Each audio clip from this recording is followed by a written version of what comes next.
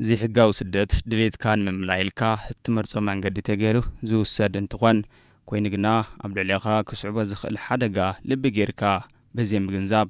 هيوتكا كسنكا زخل منقد تفاتيو عب كل تقراي كرمي كنا زي حقاو سدت زملكت المناسي زحاشا غنزاوتات يوها من باري حبار عبتي كلل زي حقاو سدت ملؤ بملؤ منكاي انت زي تخالكوا نحبرت السب نقعت حلينا أمهاب بعتو بيسرح من بارو عبيت صحفة زفر محوراي قداي سرح تنياتاتن تساتفو تتكامنتن كتم أخصم آيتشي شاي لقسة يقلسو يوم زي حقاوي سدات مناسي قدم كبل قدمت خوينات منوار نيري مليز طفا يكونن في ساعة نسجن كم منقسي كم محاور منقسن هزون بحادة بمتأثر استفلا جنزاوتاتنا توهاو وعلاتات نيرم كم أقول بررت صحفات برشرات نيرم سيمبوزيوم مغني كايد نيرو أمناي سدات ما أخل تجارو بيرو قداي مناسي بيرو قداي محورا قداي كلل وادو دوام بيرو قداي دك أنستيو زوادو مدرخات تما أخيلو بركز ولو ناي ملا على سرعتنا جنزا سرعتنا تسرعو مليو كوالات زي تقرفة سدات نيريو جن ناب 0% يزيد سحنبر تفلالي من العلاقة تجورلو صبوا صراحة يسرعون يرام بتوسنا جن سدتات من أسيء كاي نيريو على حالي فوقون كافت سدت تمليسهم أو زي ناي حترت مياه سلطنات ندارخو بس ناي تكنيك ميان كولج سلطنة ناي حترت سلسة ورحيش دشوار سلطنة بمكياد نافت فلالي وصراحة زرفتات جن ناي متأثر صراحتي كمان قستي سرح نيرو مالتي دحرت خوينات جن عاوز حس ساعات كروي أنت لنا من إسي كتمانا أكبر وقت يدركب كنا فترة بسلالله كصاحب زي حويت زي رخا من إسي زله نعوز خوون زي متن سلطنان ما ينقول كركيك علن ناي مسرح المشاتن كم أقول ناي تتكامنت من أسي زي الرجاجز بوليسي لمعات من إسي ناول مع السمار والعدلات تتصاوي بمدركوا بجت قلنا من إسي ما أخل تغير تسرح لنا زي ساعة 15 19 دشتن بركز ولو من أسيات نا سدتي قال علو عدد السلوى موتن ما جويتن ويك عدماني استفلا المقدات أكلاتني وصحم الله كم كتمانا تجمر صيلو زي سرع أو ناي مرحت هايمانوت أو ناي تفلا ليو ناي حبرة السبق قبليات وكو مدرخات سدت أدلاينتو حماء مخانو سدت زي تك مخانو ينقريو جن مليو تناي قدم إحنا من نقناتن من العالاتن جنزاوتاتن جن يلون نسو ما أخل جيرون تمنسي تجنزاو تحتيو بركز ولو يوم بقلوات وحزي وديت تحيزني قاليت تحيزني حجزوني نابل منات سمارولو ولد نابل منات سمارولو بركز ولو سدت تقالعو من أسي كم زلوا يزعزب مالتي ودي سب أبزاز نبر العالم مسارتاوي دليتاتو نمملا استفالالي ممارزتات تقيمو نابرو يمرحيو ممارزتات أبز اللي شلو واندما استقاقيا رادا دا حيزو ناب زي تدلي مسمر انت آتو يرى كابزيوم اتحادا بزي حقاو من قدي من نوابرو نمغياريلو ناب زي تدلي حدقا يقالعيو أب هاقرنا إتيبيا بزي حزووان زيغاتات باستفالالي مخنيات من نوابرو نمحياشيلوم بزي حقاوي أقبا تتاليلوم كسددو يرى أب كل تقراي زواسمين معراب كتماشرين دا سلاسي نباريت ويزرو الغانش تامن زلواز أقبن مفتاحيلا بزي تدلي من قدي سدت مريصا مسدادا بمقلاز أب تسدد الأوان دما بركزولو تساقامات كم زاقانفوان بفلاي خاا أبل علي دك آنستيو زبس أحمد كعتي كم زي كتبل تقلس إياه سدت نود سب خاب جوز أخوات سيولن سب كبهال سدت حماي كاب سدت صبوق وماتشم ما يتصبنها معي بتلين قالت نستيتي خاب جزء عدا مسحواتا مس بيتسا مسولدا أو قلنا جراء زموعة تري قالت نستيتي دقنت توصل تري كعسدت تبهال نقالت نستيتي كبدي حماي قالت نستيتي مالت ياو دق وصيا أنت إذا قات ما كل سوز فلتي مدفار الله إزريلك زريلك زخلك للك أكل يلم ንሕማቕ ትጋለጽ እያ እታ ጓል ተነስተይቲ ማለት እዩ ወርተዓታይ እውን ከምኡ ኣብ ደገ ወፂኡ ምቹው ኣይኮነን ብሓፂሩ ስደት ዘይሕጋዊ ስደት ኣብ ልዕሊ ደቂ ሰባት ዘብጽሖ ጉድኣት ኩሉ ዝፈልጦ ጋህደ ሓቂ እዩ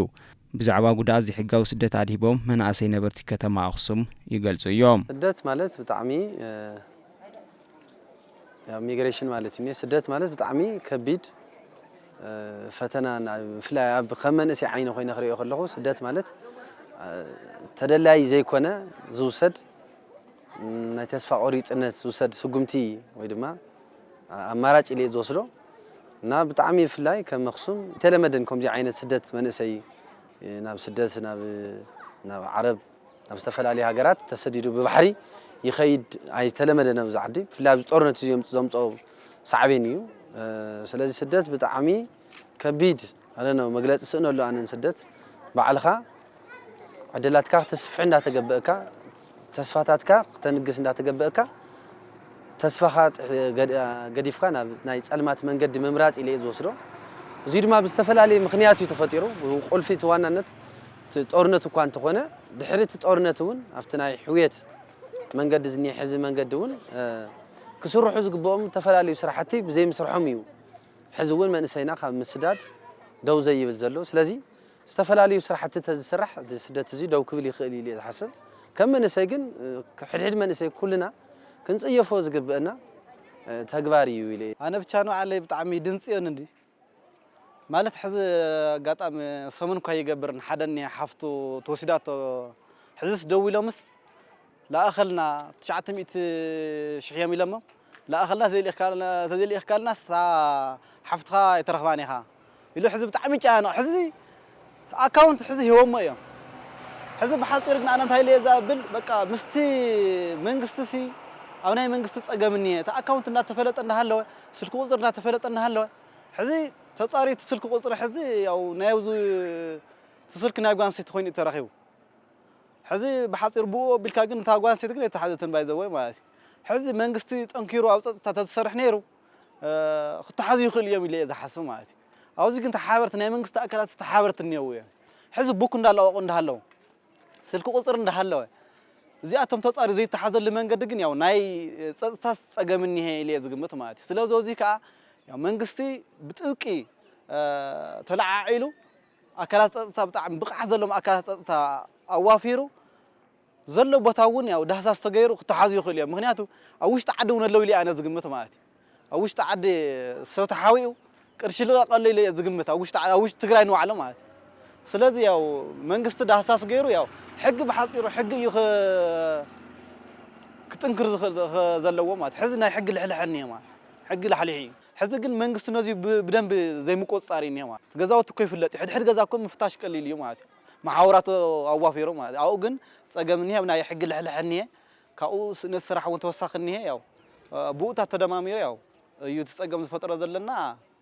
ትመፍትሕ ዝለውን ኣብ ናይ ሕጊ ብጣዕሚ ትኩረት ክወሃብ ኣለዎ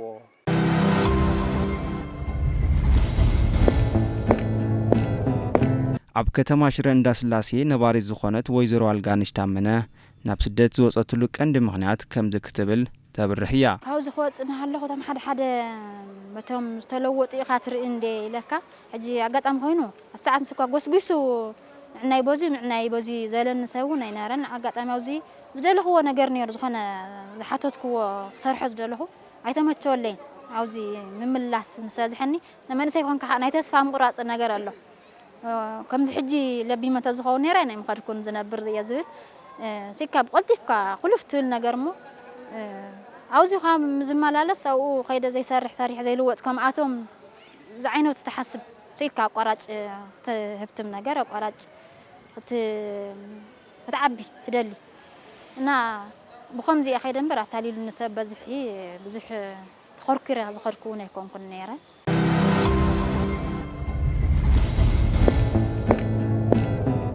ዘይሕጋዊ ስደት መንገዲ ለውጥን መማረፅን ጌርካ ብዘይምውሳድ ኣብ ከባቢኻ ዘለው ፀጋታት ተጠቒምካ ናብራኻ ምቕያር ከም ዝከኣል ነባሪ ከተማ ኣኽሱም መንእሰይ ኤፍሬም ኣስገዶም ይምዕድ ስደት ናይ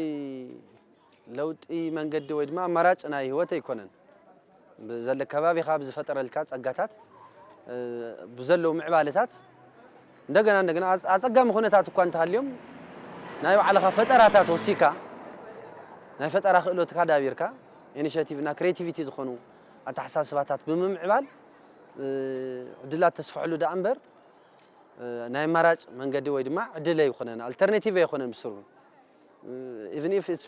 forbidden to choose it ንኽትመርጾ ንባዕሉ ከቢድ ስለዚ ኣባኻ ኢኻ ትሰርሕ ዘለካ ኢለ ዝሓስበና ኣማራጭ ኣይኮነን ምስሩ ኣብ ከተማታት ኣኽሱምን ሽረን ቅድሚ ኩናት ብዘሕጋዊ መንገዲ ይስደዱ መናእሰያት ቁፅሮም ውሕድ ብምንባሩ ይሕበር ኣብዚ ሕዚ እዋን ብዝተፈላለዩ ምኽንያታት መንእሰይ ኣግባብ ዘይብሉ ኣካይዳ እናተሰደዱ ከም ዝርከቡ ይጽራሕ ከም ቅድሚቲ ኩናት ዝነበረ ሓበሬታ ካብ 50 ሚእቲ ዝሓልፍ ማሕበረስ መንእሰይ ንደገ ፍልሰት ይወፅእ ነይሩ ኣብዚ ሕዚ ግን ብማእቲ እዩ ኮይኑ ዘሎ ማእት ክንብልትና ጽንዓትና ኦረ ግርድፍ እዩ ሙሉእ ተኻይደ ጽንዓት ኣይኮነን እምበር ልዕሊ 300 ሚእቲ ልዕሊን መናእሰያት ዘይሕጋዊ ስደት ከም ተንቀሳቐሱ እዩ ዘመላኽት ዕላው ዝኾነ መርዳእታ ኣይኮነን እዚ ምክንያቱ ጽንዓት የተገበረሉን ኣብ ጽንዓት ተደረኽ ክኸውን ተሎ ግን ኣኩሬት ክኸውን ዝግብኦ ጽንዓት ትክክለኛ ኣብየናይ ገዛ ኣብየናይ ቀበሌ ክንደይ ደቂ ኣንስትዮ ክንደይ መናእሰይ ከይዶም ዝብል ነገር ምጽናዕ ከም ዘድሊ ኣብቲ ናይ ዓመታዊ ሪፖርት ስራሕትና ኣብ ክንግምግም ተለና ርኢና ኣለና ነዚ ዝምጥን መፍትሕታት ንምውሳድ ግን ከም ትልሚ ተታሒዞ ይርከብ ማለት እዩ ካብኡ ኣብዚ ዓመት እዚ ብዙሕ ዝበለ መንእሰይ ከይዱ እዩ ካብቶም ዝኸዱ እውን ቁፅሮም ዘይንዓቑ ኣስከሬኖም ዝመፀለ ማለት እዩ ስለዚ ኣብዚ ክሓልፈል ኢልካ ዓድማትካ ከይድካ ውሕስና ኣብ ዘይብሉ ቦታ ከይድካ ኣብ መንገዲ ማለት ናይ የመን መንገዲ ትፈልጥዎ ኢኹም ማለት እዩ ሕዚ ኣብ ዝሓመቐ ኩነታት እዩ ዘሎ ስለዚ ኣብ የመን እውን እንታይ ከም ዝረኽቦም ኣብ ሶማሊ እውን ኩነታት እንታይ ከም ዘሎ ፍሉጥ እዩ ስለዚ ኣብ መንገዲ ከይድካ ካብ ትመውት ይሕመቕ ይፀብቕ ዓድኻ ስራሕ ፈጢርካ ያው በታኒ እሽተን ትረኽባ እቶት ክትነብር እዩ ተመራፂ ዝኸውን ማለት እዩ ስለዚ ኣብዚ ብዋና እንታይ ኢና ከም ተዓንቶ ዝበልናዮ ብዋናነት ተን ዘለዋ ናይ መንግስቲ በጀት ኣብ መዓለን ኩዕላ ብፍላይ ነቲ ዝስደት ዘለ መንእሰይ ኣብ ስራሕ ዕድል ፈጠራ ማእኸል ተገይረን ኩዕላን እቲ ናይ ህንፀት ስራሕትና እውን ብቐፃሊ ክንሰርሐሉ ኢና ከም ምሕዳር ሒዝና ዘለና ማለት እዩ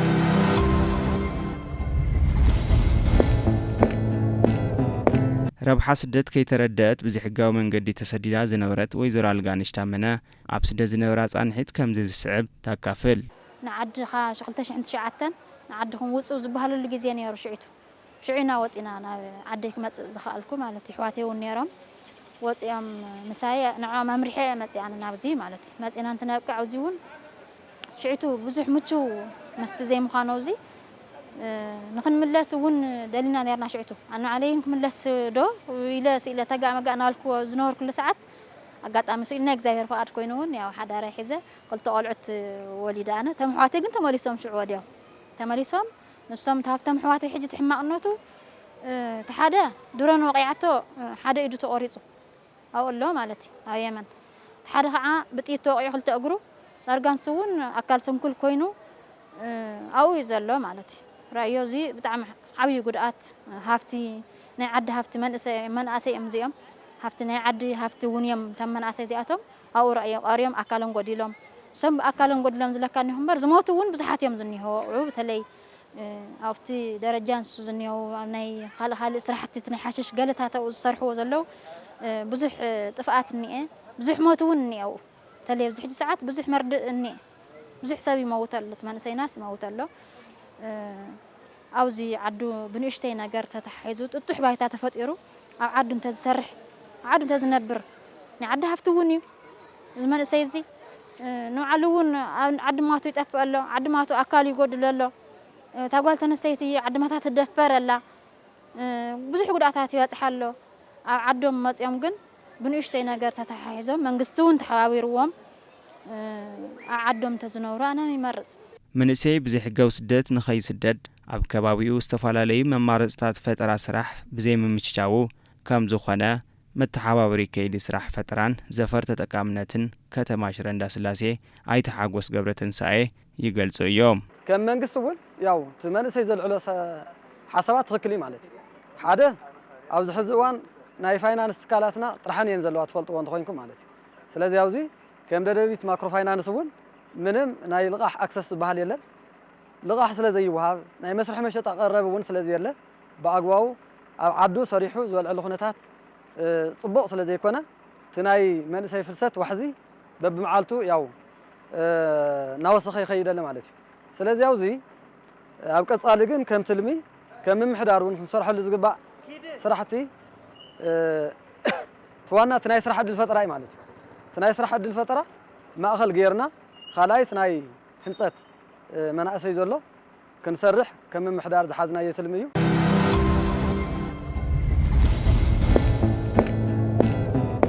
ኣብዚ ሕዚ እዋን ዋሕዚ ዘይሕጋዊ ስደት መናእሰይ ንምንካይ ኣብ ሕብረተሰብ ክስራሕ ዘለዎ ነገር ግንዛበ ምዕባይን ፈጠራ ስራሕ ምምዕራይን ከም ዝግባእ ይሕበር ከም ቢሮት ዘይሕጋዊ ስደት ወይ ከዓ ፍልሰት ዘቋርጥ ትዋና ክስራሕሉ ኢልና ትልምን ሕዘውን እቲ ግንዛበ ምዕባይ እዩ ግንዛብኡ ስደት ረባሕታ ከም ዘይብሉ ስደት ኣብ ሞትን ካብ መጉዳእቲ ኣካልን ካሊእ ዓይነት ረባሕታ ከም ዘየምፅእ ነቲ ማሕበረሰብ መንእሰይ ከተማና ብምንቃሕ ካብ ሓሊፉ እቲ ናይ ስራሕ ዕድላት ምምችቻው እዩ ናይ መስርሕ መሸጥን ቦታ ምድላው ከምኡውን ሞያን ሓፀርቲ ሞያታት ሰልጢኖም ናይ ልቃሕ ዕድላት ዝረኽብሉ ዕድላት ብምምቻው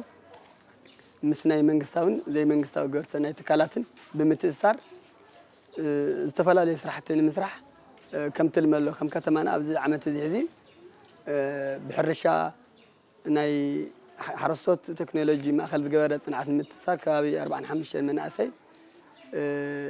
ሰልጢኖም ኣብ ስራሕቲ ዘርፋ ሰማርዮም እዮም ብተወሳኺ እውን ካብ ኣይዲፒን ካብ ተፈናቐልቲ ወገናትን ካብ ከተማናን ማእኸል ዝገበረ እውን ን78 ዝኣክል መናእሰይ ምስ ናይ ጂአይዜድ ዝተዋሃበ ኮታ ማለት እዩ ማእኸል ተገይሩ ይስልጥኑ ኣለዉ እዮም ን6 ወርሒ ኣብ ቴክኒክ ሙያን ከተማ ኣክሱም ማለት እዩ ድሕሪ እቲ ስልጠና ናይ መስርሕ መሸጥን ቦታ ከምኡውን ናይ ስራሕ ደገፋት ልቃሕን እቲ መሳርሒታት ዘማልአሎም መንገዲ ብምፍጣር ንሶም ከም መርኣያ ተጠቒምካ ከም ተመክሮ ወሲድካ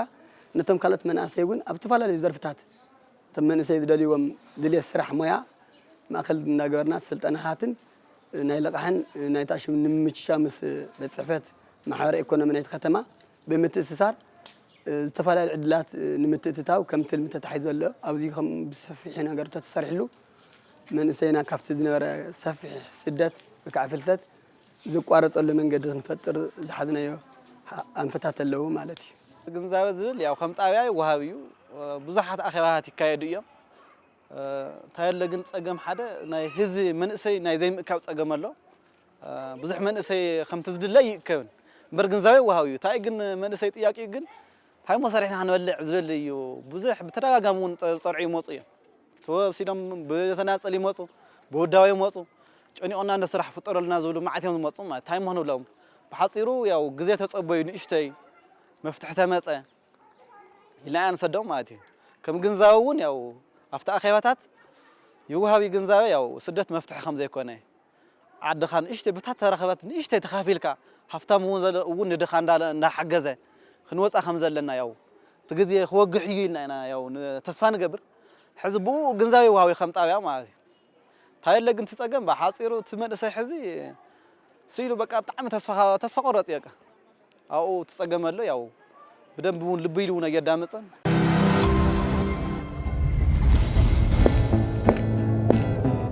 መንእሰይ ኣብዚ ሕጋዊ ስደት ዘለዎ ኣራዳድኣ ብምቕያር ስደት ካብ ረብሑ ጉዳእቱ ከም ዘዝንብል ፈሊጡ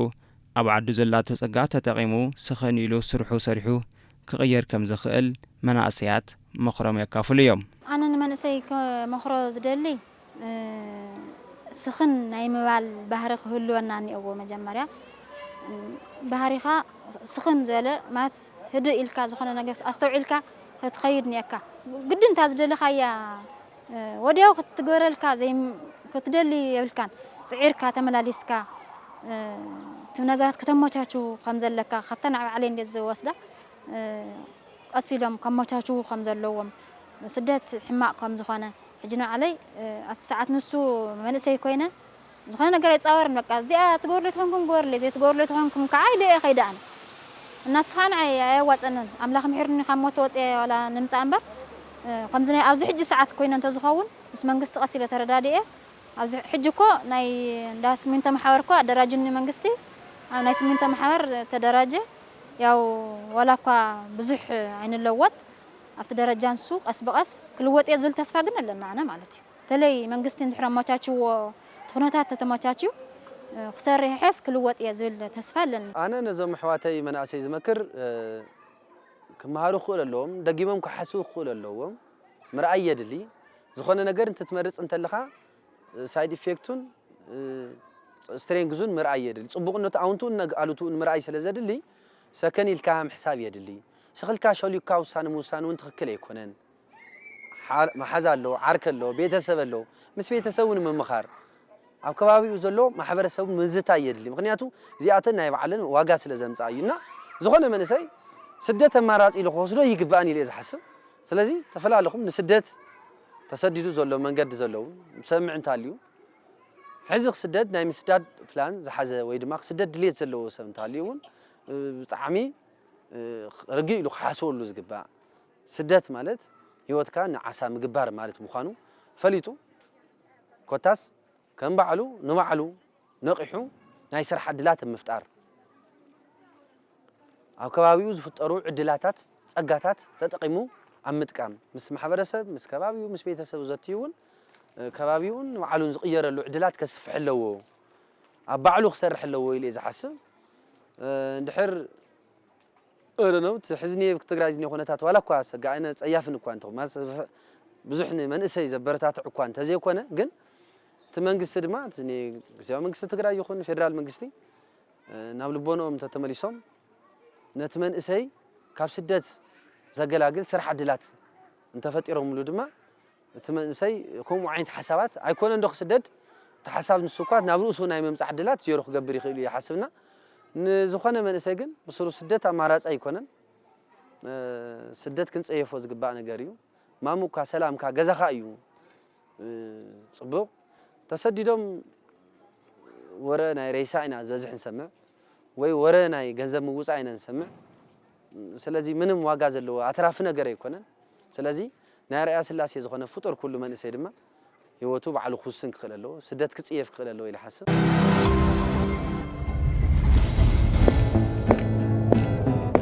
መንእሰይና ያው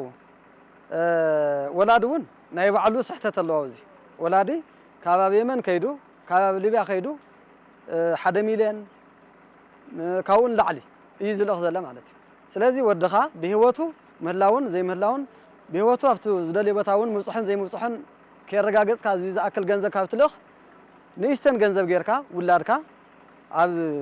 ቦታኻ ወይ ድማ ኣብ ከተማኻ ስራሕ ዕድል ክትፈጥረሉ ሓደት ናይ ወላዲ ሓገዝ ክድሊ ማለት እዩ እዚ እውን ከም ምሕዳር ታይና ንሰርሐሉ ዝግባእ ኣብቲ ናይ ወላዲ ዘለት ናይ ግንዛቤ ምንኣስ ስራሕቲ ናይ ግንዛቤ ምዕበይ ስራሕቲ ንሰርሐሉ ኢና ማለት እዩ ካልኣይ ኣብቲ መንእሰይ እውን ኣብ ዓድኻ ይሕማቕ ይጸብቕ ውሑስ ህይወት ኣለካ ኣብ ካልእ እንተ ኸይድካ ግን ውሑስ ህይወት የብልካን ማለት እዩ ኣብቲ መንገዲ እውን ኣብ ሊብያ ዝሞቱ ኣለዉ ኣብ ሱዳን ዝተሓዘ ኣለዉ ኣብ ካልእ ከባብታት እውን ዝተሓዘ ኣለዉ ማለት እዩ ስለዚ እዚ ውሑስ ዘይኮነ ከባቢ ኸይድካ ካብ ትመውት ናብ ዘይኮነ ሓደጋ ካብ ትሳጣሕ በታ ጉልበትካ እውን ኣብ ዓድኻ መዓልታዊ ስራሕ ኮለና ማዓታው እዚ መዓልታዊ ስራሕ ኣለና ንኣብነት ኣብ ሱር ኮንስትራክሽን ናይ ኣስፋልት ስራሕቲ ዝሓዘ ልዕሊ 304 ስራሕ ዕድል ፈጢሩ ማለት እዩ መብዛሕትኡ ናይ ከተማ መንእሰይና ድማ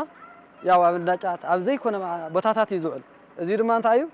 ስራሕ ምንዓቕ ስራሕ ምምራፅን ስለ ዘሎ እዚ ብቐጻሊት ናይ ህንፀት ስራሕትና ስራሕሲ ክንዓቕ የብልን ዝብል ኣተሓስባ ክንፈጥር ክልክል ኣለና ማለት እዩ ስለዚ መዓልታዊ ጉልበት እውን ሰሪሕና ንበልዐሉ ኩነታት ፈጢርና ኣብታ መዓልታዊ ሰሪሕና ንረኽበን እቶት እውን ዝተወሰነ ዓቑርና ናብ ቀጻሊ ስራሕ ወይ ድማ ቋሚ ስራሕ ንሰጋገርና ዝብል ስራሕ ኣተሓስባ ክፈጥር እዚ ክንገብር ኢና ማለት እዩ ኣብ መወዳእታ ካብ ጫፍ ኢትዮጵያ ክሳብ ጫፍ ዘለዉ ዜጋታት ጉዳት ዘይሕጋዊ ስደት ደቂ ሰባት ብዕምቆት ተረዲኦም